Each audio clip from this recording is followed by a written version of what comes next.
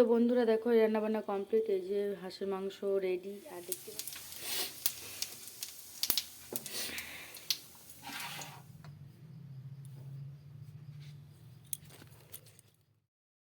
তো বন্ধুরা আজকে তোমাদেরকে দুপুরে মেনুটা শেয়ার করে দিই। এই যে দেখতে পাচ্ছ ঝোল হচ্ছে, মাছ নিয়েছি আজকে যেহেতু মকর সংক্রান্তি, তো ওই জন্য মাছ খেতে হয় সবাই বলে, তো ওই জন্য দেখো মাছ নেওয়া হয়েছে, বেশি না 300 মতো নিয়েছিলাম।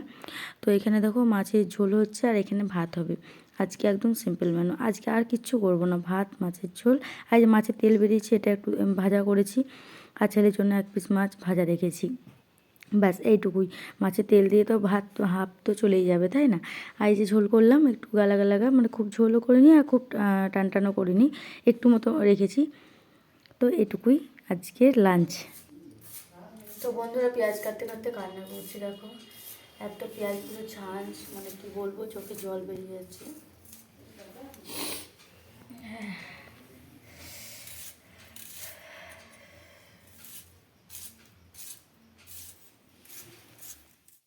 শীতকালে তো হাঁসের মাংস খুব ভালো লাগে খেতে, তাই না? শীতকালে হাঁসের মাংসে সবাই বলে যে তেল বের হয়, সত্যি তেল বের হয় আর টেস্টিও হয় শীতকালে। মানে কমসে কম শীতকালে বেশি টেস্ট লাগে, অন্য সিজনেও ভালো লাগে কিন্তু শীতকালের মতন মজা লাগে না খেতে। তো তাই অনেক দিন ধরে হাঁস খুঁজছিলাম কিন্তু পাচ্ছিলাম না। তো হঠাৎ করে সকাল দিকে বিক্রি করতে এলো, তো নেওয়া হলো 2টো হাঁস, আমি একটা নিয়েছি, ছোটো একটা নিয়েছে। আর ওখান থেকে ধরো বড় যাকে ওদেরকে দিয়ে দেবো, আমিও দেবো, ও দেবে, হয়ে যাবে ওদের। তো ওই জন্য দুজনা 2টো হাঁস নিয়েছি। আর হাঁসবালাকে বলা হয়েছে যে আবার নিয়ে আসবে, আবার নেবো, কারণ শীতকালে তো এখন হাঁসের মাংসই খেতে হয়, চিকেন তো 12 মাসই খাই, তো ওই জন্য এখন হাঁসের মাংসটাই চলবে। তো ওই জন্য দেখো এই যে রান্না করতে বসে পড়েছি, সন্ধ্যার থেকে চলে আসলাম তোমাদের সাথে ভিডিও করতে। আর বাবু ওইদিকে পড়তে বসছে, আর সন্ধ্যাতে সেরকম কিছু খায়নি। ভাবলাম যে মাংস আরে খাওয়া হবে, তো খাবো না অন্য কিছু আর। তো ওই জন্য দেখো এই যে পেঁয়াজ কষানো, মানে পেঁয়াজগুলো ভাজা হয়ে গেছে। এবার আমি মশলাটা দিয়ে দিচ্ছি, রেসিপি দেখাচ্ছি না তোমাদেরকে, জাস্ট একটু গল্প করা হচ্ছে আর ভিডিওটা দেখা হচ্ছে।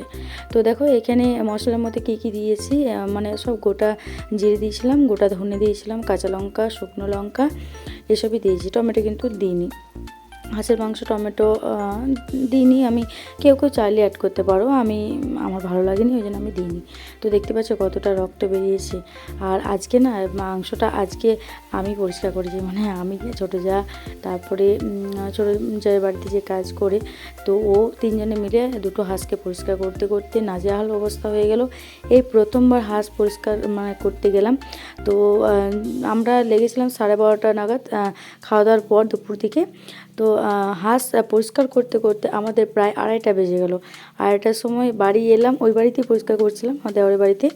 তো তারপর এসে স্নান করলাম, তারপরে অনেক জামা কাপড় 1 বালতি ভেজানো ছিল, ওগুলো ধোয়া হলো। তো অনেকটাই কাজ ছিল, ওই জন্য আর তোমাদের সাথে সারাদিন ভিডিও শেয়ার করতে পারিনি, কারণ ফোনটা নিয়ে যায়নি। প্রথমে ছেলে গিয়েছিল, ছেলে বললো যে মা আমি ধরে দেবো হাঁসটা, আমি পরিষ্কার করে নিয়ে চলে আসবো। তারপরে ফোন করলাম যাকে, যে হচ্ছে, বলছে এরা যা জ্বালাতন করছে ওরা পারবে না। আমরা ঠিক আছে আমি যাচ্ছি, আমি রান্না করে নিই তারপরে যাচ্ছি। তো দিনে ঝোল ভাত করেছিলাম, মানে মাছ নিয়েছিলাম, তো মাছের ঝোল আর ভাত করেছিলাম। তো আজকে যেহেতু মকর সংক্রান্তি, তো ওই জন্যই। তো দেখো ঝোল ভাত করা হয়েছে, তারপরে গেলাম, তারপরে ওটা পরিষ্কার করে তারপর আসলাম। 2:30 বেজে গেল স্নান করতে, স্নান করতে না, আমরা 2:30টার সময় ও বাড়ি থেকে আসলাম, তারপরে 3টে বেজে গেল স্নান করে খাওয়া দাওয়া করতে। তো যাই হোক, তো এভাবেই আজকের দিনটা কেটে গেল, তাই তোমার সাথে সারাদিনের ভিডিওটা শেয়ার করতে পারিনি, তাই চলে আসলাম রাত্রিবেলায়, যে রাত্রিবেলায় একটু ভিডিও শ্যুট করে নিই, তাই চলে আসলাম তোমাদের সামনে।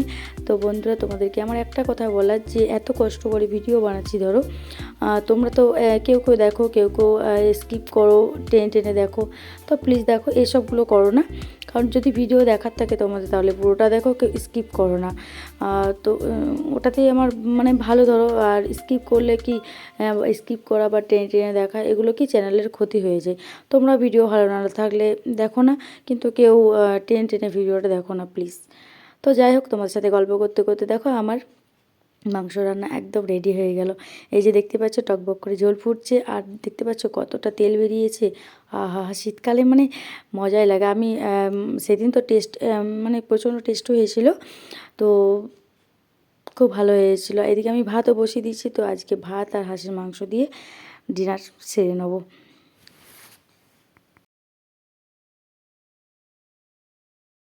তো বন্ধুরা, এই জিনিসটা তোমরা কে কে দেখেছো অবশ্যই একটা কমেন্ট করে জানাবে। আমি তো এই প্রথম দেখলাম জীবনে। তো দেখো, এই যে আমরা সাদা ফুলকপি অনেকে দেখেছি, সবুজ ফুলকপিটাও দেখেছি, এগুলো তো দেখাই থাকে সচরাচর, দেখতেই থাকি। তো এই হলুদ কফি তোমরা কে কে দেখেছো অবশ্যই কমেন্ট করে জানিও। আমি কিন্তু এই ফার্স্টবার দেখলাম, মানে আমার জীবনে এই প্রথমবার দেখলাম হলুদ ফুলকপি। তোমরাও অনেকে দেখেছো, তো কমেন্টে একদম জানাতে ভুলবে না।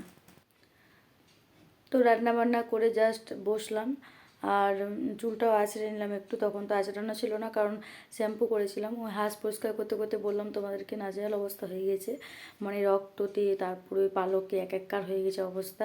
স্নান না করে কোনো উপায় ছিল না, কেমন আষ্টে নাষ্টে একটা গন্ধ বেরোচ্ছিলো। তো যাই হোক, শ্যাম্পু করা হয়েছে, তো চুলটা শুকায়নি। তো এই জাস্ট একটু আগে চুলটা আঁচড়ে নিলাম।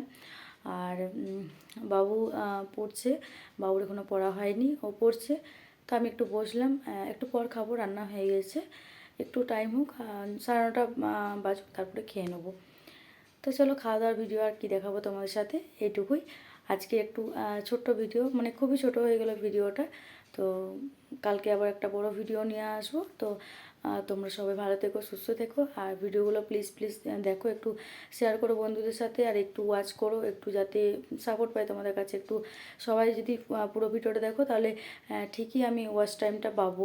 আর দেখো, তোমরা যদি কেউ টেনে টেনে দেখো, কীভাবে ওয়াচ টাইমটা পাওয়া যায় বলো? তোমরা ভিডিও দেখছো কিন্তু মানে কেটে কেটে দেখছো। প্লিজ তোমাদের কাছে অনুরোধ রয়েছে, তোমরা ভিডিও কেটে কেটে দেখো না।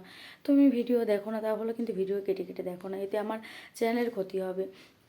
তো যাই হোক, গুড নাইট সবাইকে, ভালো থেকো সবাই, সুস্থ থেকো। আবার দেখা হচ্ছে কালকে একটা নতুন ভিডিওর সাথে।